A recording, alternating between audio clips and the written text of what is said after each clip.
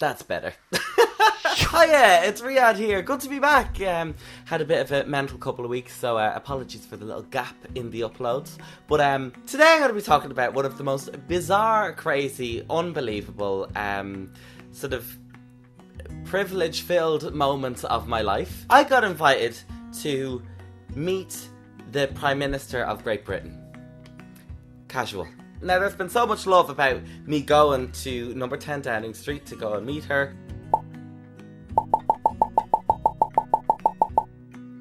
But there's also been a bit of a backlash.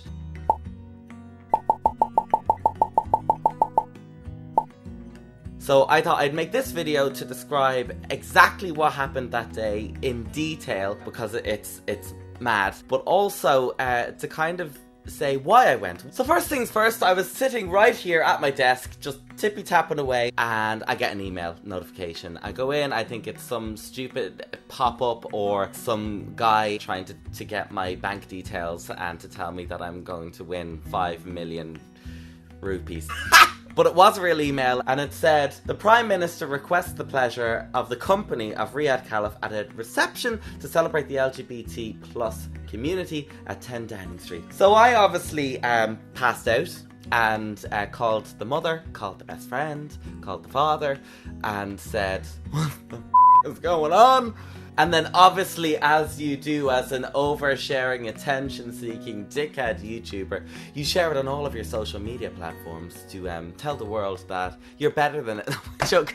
I did share it online, but yeah, come on, who wouldn't? And then I realised, wait, I've got to think about this. Do I go? And the reasons that I had to think about that were these, basically. Theresa May and her party, the Conservative Party, for many, many years in the past, had very conservative anti-equality views, anti-adoption, anti-marriage equality, amongst other things. And her in particular has a very checkered, dotted past of her votes and what she wanted and didn't want. Just a couple of examples. In 2002, she voted against same-sex couples being able to adopt. In 2004, she was absent for 4 votes on the gender recognition bill. Then also in 2004, later in that year, she voted for civil marriage for same-sex couples. In 2008, she voted for a bid to force IVF clinics to consider the rights of a mother and father before giving treatment, which essentially threatened the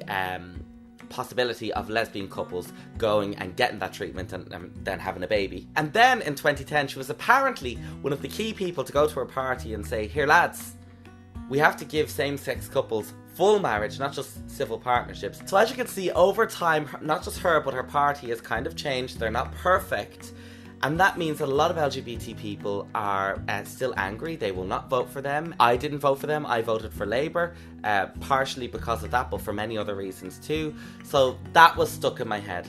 The other massive thing that made me think I maybe shouldn't go is that they have a new partnership with the DUP. The DUP are the Democratic Unionist Party, a super far right-wing, socially conservative party based in Northern Ireland who are pretty, in my eyes, they're homophobic. They have voted against same-sex marriage multiple times. They're anti-abortion. They've publicly made their views on same-sex relationships very clear. For instance, the son of the founder of the party said, I am repulsed by gay and lesbianism. It's wrong. These people harm themselves and harm society. And just take a look at this. Jim Wells was in the DUP, said that he believes that same-sex couples who have kids are essentially causing child abuse. The facts show that certainly you don't bring a child up in a homosexual relationship, that a child is far more likely to be abused or neglected. He quickly tried to clarify what he'd said, and the next day there was a straightforward apology. So here you have Theresa May, the Conservative Party, the Prime Minister of Great Britain, and you have the DUP in this partnership, and me, as an LGBT activist, invited to go and meet her. What do I do? I had people emailing me saying, make a stance, make a statement, don't go. It will make a bigger noise if you don't. Oh, don't go, she's trying to use you as a PR stunt. And then I had a bit of an epiphany. I thought, okay, Whether we like it or not, she is the most powerful woman in the UK today, and her party are. We can't do anything about that right now. That is just the way it is, whether we like it or not, okay? Now I can stamp my feet and protest and say, I'm not gonna go and meet you face to face. I'm going to stay outside and tell the world why I'm outside. Or, as an LGBT person living in the UK, experiencing gay life here and in Ireland, around the world, I could go and try my best to get face to face with her and give her a piece of the LGBT story from the horse's mouth. What is it really like to be me, to be you?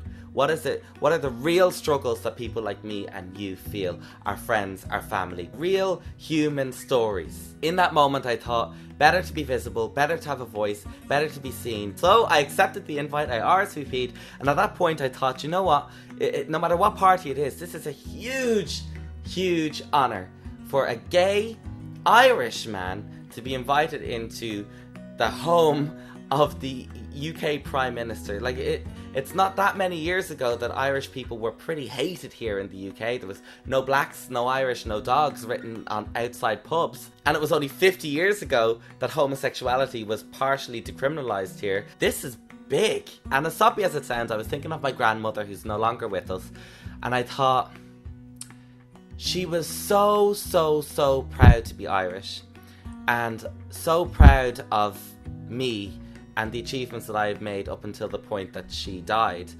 And I thought, I'm going to go in and I'm going to proudly wear my Irish flag pin, which I ordered online for express delivery the night before, and also beside it, my rainbow pin. My two sort of leading identities that I'm extremely proud of on myself walking into this house that not many people get to experience. So the day is here. I don't know how many people are going to be there. I don't know if I'm going to get a chance to talk to Teresa, but I'm going to try my best. I'm going to go in and do all that I can to get it close to her. I'm pretty nervous. I've dressed up as well as I could. I walk up to the door. We go through an outhouse, a hut that has airport scanners and metal detectors. We go through that absolutely fine, and then there we are. We're walking up to the front door of number 10 Downing Street, which I've been watching on the news since I was a child. As we're about to walk through the door, being the social media fiend that I am, trying to take you on the journey with me, I open up my Instagram stories and sort of hold my phone here as I'm walking through. The guy at the door knows what I'm doing and he goes, Sir, put your phone away. I'm like, well, oh, okay. He goes, you cannot film in here, delete that video. So out of respect, I deleted the video, but I just wanted to bring you on a virtual tour into the house. But for security reasons, not good. We step in and they have about 200 pigeonholes, wooden pigeonholes for your phones. You have to put your phone in, you can't bring your phone with you. So then I know, okay, well that's that. I'm not going to be able to document the rest of this inside. We walk through the house, a long corridor with really fancy paintings on the walls and a nice-ish carpet. Everything was mismatched. I don't know if that's just the gay in me, but everything was a bit naff. If we're talking about interior design, the house doesn't really have it.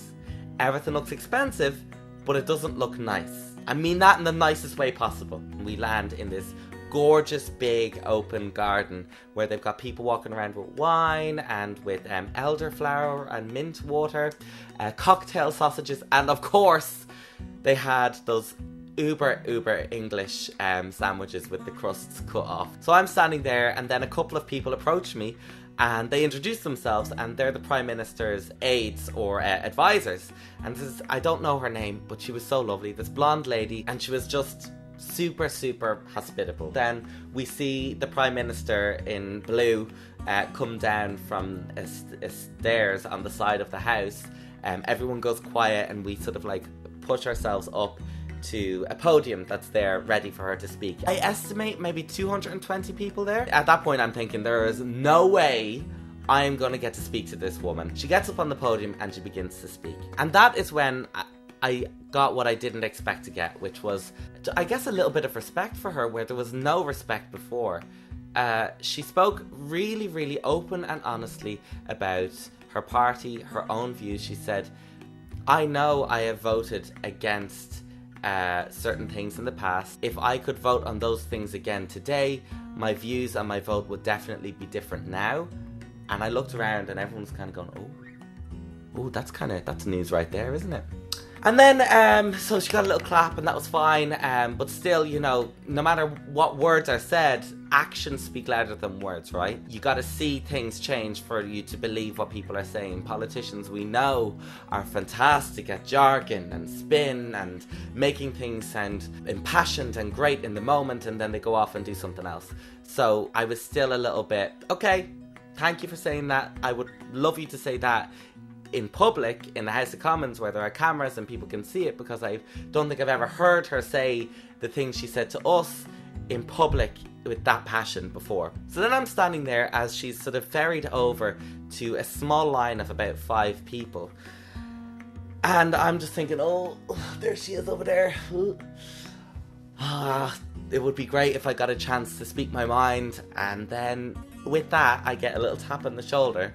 And it's the lovely blonde lady from before that I met at the start of the day. And she goes, you do want to speak to her, don't you? I was like, yeah. And she goes, okay, follow me. So I'm going, oh shit. Okay, here we go. What am I going to say? So she pulled me over and sort of put me into this line. There was about 4 people now ahead of me as Teresa was making her way down. I have my glass of wine in hand and I'm going, so I turn around and there's these 2 lovely elderly gay men behind me, and I put it on the grass. I said, guys, I'm just letting you know that that's there so you don't stand on it. Could you mind it for me? And they're like, why? I said, because I'm about to speak to the Prime Minister and I just don't want to have no wine in my hand. And they're like, oh, okay. And I turn around and she's 1 person away from me at that stage. She really got through them fast. My heart is jumping out of my chest. My palms are shaking and sweaty. I'm thinking, well, how am I going to string a sentence together? Oh, she's right there. And then something mad happened. Something bizarre. I got this wave of confidence from I don't know where. I just thought to myself, right, you deserve to be here. You have a voice. Bloody use it, Riyadh. Don't let this moment be ruined by nerves. Just lay it out for her. Simple. Just lay it out. Speak from the heart. So, she finished, stood in front of me, and she went like this, like hands like this. She goes, you know, the face that she has. She goes, I was like, hello, my name's Riyadh Khalaf, and this might sound arsey, but I think the only way that you can introduce yourself is in a very succinct sort of, this is what I've done way. So I said, hello, my name's Riyadh Khalaf. I presented a BBC 3 show called Queer Britain, exploring the various issues that the community here in the UK face. That's what I started off with. And then after the niceties, I just went in and I just said, look, she said, look, myself and a lot of people in Ireland and here in the UK are very, very worried and unhappy with the DUP deal. I said what they stand for is hugely damaging to young LGBT people in Northern Ireland, and that I get hundreds of emails from these young LGBT people talking about self-harm, suicidal thoughts, depression, anxiety, struggles with coming out.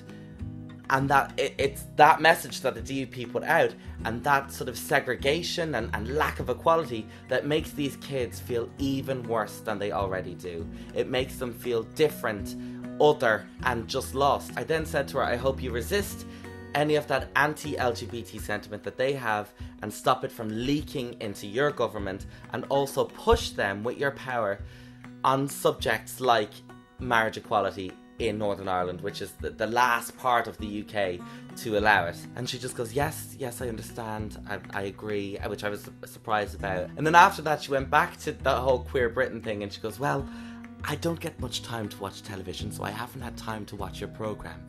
And I said, well, it's on iPlayer for a year, so if you get a free second, go and take a look. Such like a wheeler dealer, like selling my show to the Prime Minister. Go on, have a look at it, you'll like it. And then shook her hand and she walked on. Turned around, the 2 guys behind me had the wine. They're like, here you go, well done. And yeah, that was it really. I'm happy I went. Very happy I went. I'm happy I got to speak to her face to face. And like I said, I think her meeting the people she met that day somewhat humanizes the LGBT experience. It makes it into something that maybe her and her aides can relate to. So that when they go in to make these big votes and big decisions, that they may speak with a little bit more passion in their voice. They may vote a completely different way because they can put a face and a story to the issue that they're talking about and voting on. No, she is not perfect. No, her party is not perfect. No, I probably will never vote for them. But they have changed. That is a fact. That is not fake news, if you will. I hate that term, Trump. But it's all you have to do is look at the statistics. They have changed, and I think a reception like that LGBT one helps with that relationship, because it is a relationship between the political community and the LGBT community. So I then finished in Downing Street, walked out feeling like a total celeb. There were loads of people out there going, who's that? It's no one. It's just me. So, mad day, amazing day. If I got the chance to go again, I absolutely would. And if you ever got the chance to do something like that, I would encourage you to do it. On a bigger scale, how I think of a situation like that is world leaders, right? Who may absolutely hate each other's guts, who do not get on, have still had to suck it up, sit face to face, shake hands, and talk through issues to try and resolve something and find a middle ground, to find justice, to find equality. It's happened throughout the ages. This is that on a much smaller scale, you know, for me, because I'm just Riyadh. But it's a similar dynamic of human to human contact, communication, and understanding. Anyway, that's enough of me talking and yammering on about it. Thanks for watching, thanks for the support, as always, on everything. And I'll be back with another video in a couple of days. Make sure you follow me online, Instagram, Facebook, Twitter. It's all at RiyadhK. And I'll chat to you in a couple of days. Big love. Bye.